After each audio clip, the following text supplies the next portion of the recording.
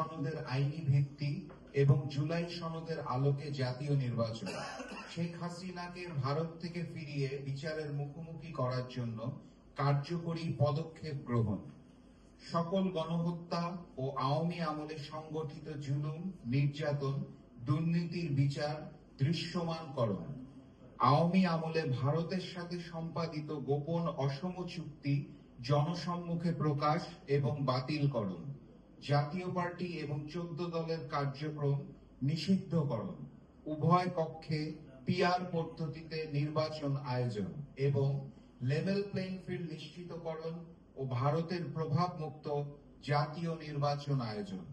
এই 7 দাবি নিয়ে জাগপা 18 সেপ্টেম্বর রাজধানী ঢাকায় বিক্ষোভ মিছিল, 19 সেপ্টেম্বর 7টি বিভাগীয় শহরে গণসংযোগ ও লিফলেট বিতরণ এবং 26 সেপ্টেম্বর 20টি সাংগঠনিক জেলায় বিক্ষোভ মিছিল সম্পন্ন করেছে।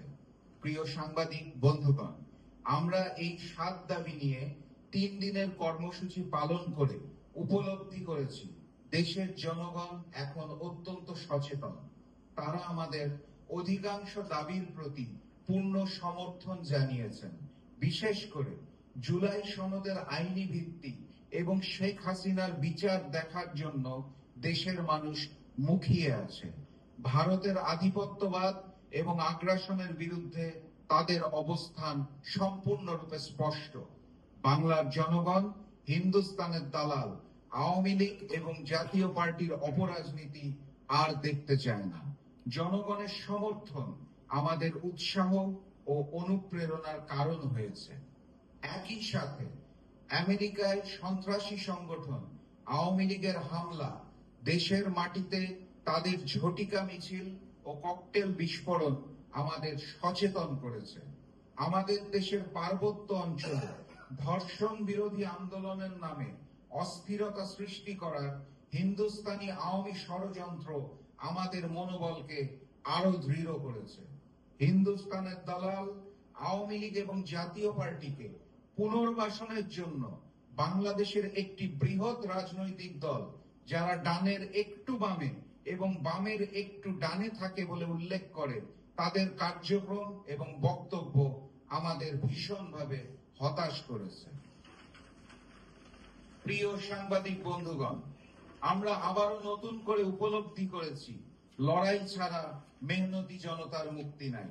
গণ আন্দোলন ব্যতীত আমাদের সামনে সত্যি আর কোনো পথ খোলা নাই।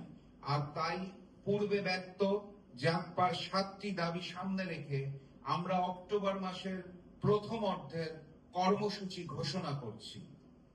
1 থেকে 9 অক্টোবর গণসংযোগ পালিত হবে। তবে উল্লেখ থাকে যে হিন্দু ধর্মাবলম্বীদের পূজার বিষয়টি মাথায় রেখে 1 এবং 2 তারিখ আমরা রাজপথে কোনো কর্মসূচি পালন করব না।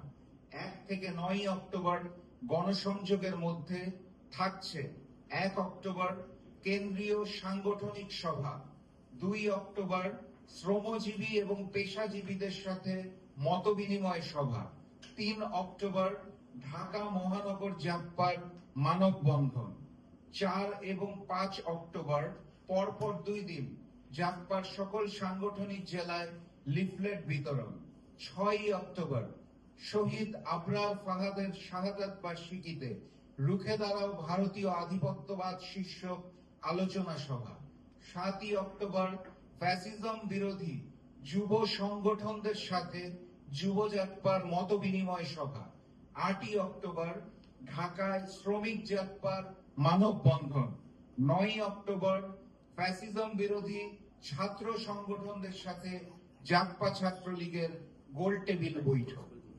1 থেকে 9 অক্টোবর গণসংযোগ পর্ব শেষে 10 অক্টোবর কেন্দ্রীয় পর্যায়ে ঢাকা সহ দেশের 7 বিভাগে একই সাথে বিক্ষোভ মিছিল এবং সর্বশেষ 12 অক্টোবর সকল সাংগঠনিক জেলায় জেলা প্রশাসকের নিকট স্মারকলিপি প্রদান।